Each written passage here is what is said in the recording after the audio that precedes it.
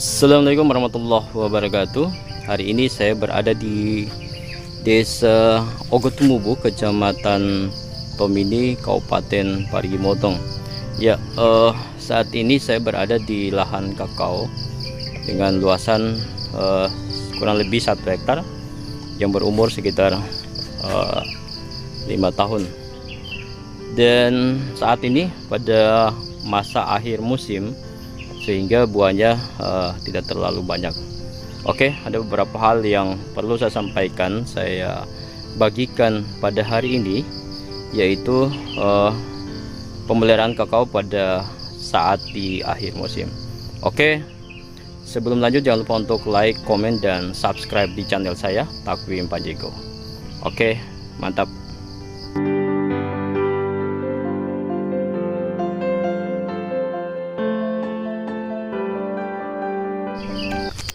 Oke, kita lanjutkan. Dia adalah kakao yang berada di antara tanaman cengkeh. Ini juga hasil perkebunan, dan juga ada beberapa yang ada di antara tanaman kelapa.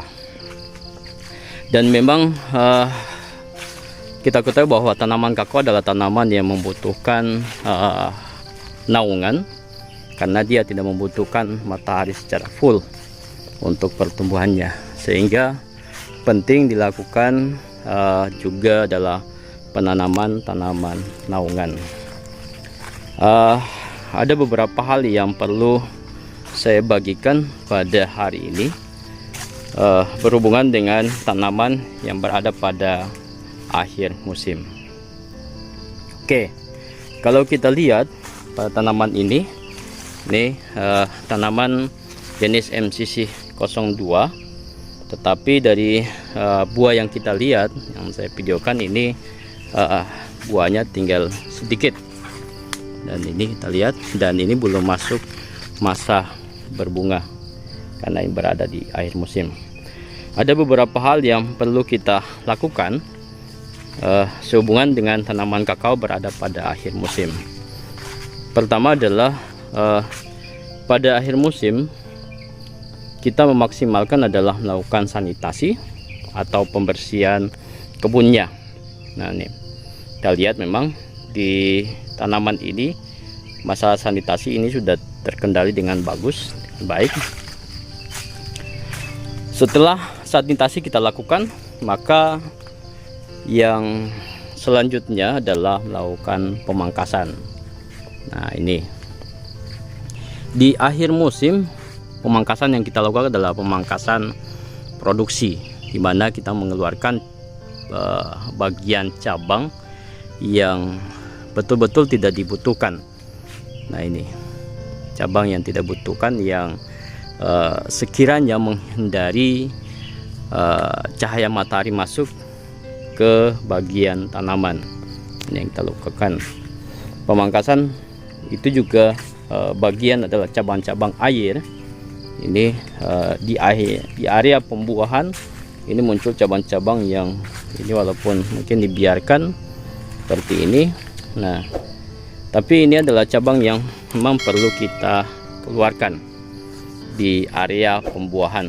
Ini dari area jorget ini sekitar banyak, sekitar 90 cm, bahkan sampai 150 cm dari bagian jorget. Itu memang harus kita bersihkan dari namanya cabang-cabang air. Nah, ini. Nah, yang berikutnya, karena diadakan atau dilakukan pemangkasan, maka perlu lagi kita lakukan sanitasi bekas-bekas atau buangan dari hasil pangkasan. Nah, ini juga harus kita lakukan sanitasinya, atau bagian-bagian daun memang sebenarnya harus kita letakkan di bawah pohon. Ini bagian-bagian daunnya untuk menekan pertumbuhan gulma di area pohon. Kemudian selain itu, bagian daun yang kita berikan di bagian bawah pohon itu juga menjadi tambahan nutrisi bagi tanah pada saat daun tersebut melapuk. Hal yang berikutnya yang perlu kita lakukan adalah pemupukan. Sebaiknya 2 minggu setelah dilakukan pemangkasan, kita lakukan pemupukan. Nah, muncul pertanyaan, kenapa kita lakukan 2 minggu setelah lakukan pemangkasan? Nah, biasanya 2 minggu setelah pemangkasan ini, bagian-bagian cabang yang kita lakukan pemangkasan itu sudah sembuh dari lukanya, sehingga pada saat kita berikan pupuk, nutrisi ini hanya digunakan oleh tanaman dalam membentuk perkembangan tanamannya, pembentukan bunga, pembentukan daun, bukan lagi diambil oleh bagian cabang yang dipangkas untuk menyembuhkan luka pangkasan. Nah, ini penting kita lakukan pemangkasan 2 minggu setelah dilakukan pemangkasan. Nah, 1 minggu atau setelah pemangkasan langsung kita lakukan pemupukan, maka nutrisi yang kita berikan itu hanya dapat lebih besar nutrisinya, menyembuhkan luka-luka bagian pangkasan. Ini yang perlu kita perhatikan. Setelah pemupukan, maka kita biarkan saja tanaman tersebut membentuk perkembangan bagian-bagian tanamannya, terutama pembentukan bunga. Di mana nutrisi yang paling bagus kita gunakan adalah jenisnya N, P, dan K, nitrogen, fosfor, dan kalium, di mana 3 jenis pupuk ini merupakan jenis makro atau yang sangat dibutuhkan oleh tanaman.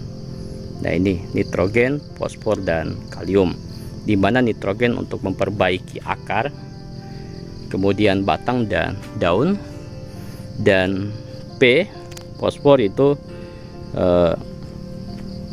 digunakan oleh tanaman yang masa produksi untuk merangsang pertumbuhan bunga, dan kalium itu untuk mempertahankan buah tidak mudah gugur dan untuk pengisian biji. Nah, ini penting 3 jenis tersebut. Nah, sehingga banyak pupuk sekarang adalah pupuk majemuk yang di labelnya itu disebutnya pupuk majemuk NPK karena kebutuhannya sangat besar. Oke. Nah, setelah pemupukan kita biarkan saja sekitar 2 bulan di masa pembentukan bunga, puncak bunga dan puncak buah pentil. Kita biarkan di masa tersebut, kita tidak melakukan hal-hal yang bisa merusak pertumbuhan bunga atau menggugurkan pertumbuhan bunga. Oke, ini informasi yang bisa saya berikan, semoga bermanfaat. Demikian yang dapat saya bagikan pada hari ini, semoga bermanfaat bagi kawan-kawan yang memiliki kebun kakao. Dan yang saya bagikan pada hari ini adalah tips yang dilakukan pada akhir pembuahan. Oke, semoga bermanfaat, dan sebelum saya tutup, jangan lupa untuk like, komen, dan subscribe di channel saya, Takwim Panjaigo.